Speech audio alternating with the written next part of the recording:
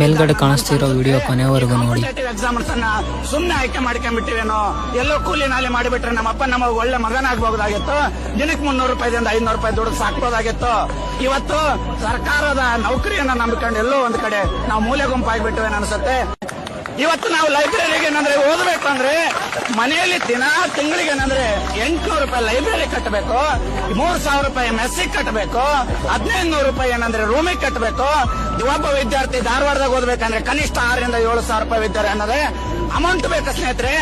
ನಾವು ಹೇಳ್ತೇವೆ, ಮತ್ತೊಮ್ಮೆ ಭೂಮಿಯ ಮೇಲೆ ಪ್ರಪಂಚದಲ್ಲಿ ಮತ್ತೊಂದು ನೇಪಾಳವನ್ನ ಸೃಷ್ಟಿ ಮಾಡಬೇಡಿ. ಆಗೋದಿಲ್ಲ ಮಾನ್ಯ ಸಿದ್ದರಾಮಯ್ಯನವರೇ. ಇವತ್ತು ನಮಗೆ 2,000 ರೂಪಾಯಿ ಬೇಡ, ಫ್ರೀ ಬಸ್ ಬೇಡ, ವಯೋಮಿತಿಯನ್ನು ಹೆಚ್ಚಿಗೆ ಮಾಡಿ ಉದ್ಯೋಗನ ಸೃಷ್ಟಿ ಮಾಡಿ. ಇದು ನನ್ನೊಬ್ಬನ ನೋವಲ್ಲ, ರಾಜ್ಯದಲ್ಲಿ ಕಾಂಪಿಟೇಟಿವ್ ಎಕ್ಸಾಮ್ಗೆ ಓದುವಂತ ಪ್ರತಿಯೊಬ್ಬ ವಿದ್ಯಾರ್ಥಿಯ ನೋವು ಸ್ನೇಹಿತರೆ. ಇವತ್ತು ಬಡವರ ಮಕ್ಕಳ ಬಾಳು ಬೀದಿಗೆ ಬಂದಿದೆ.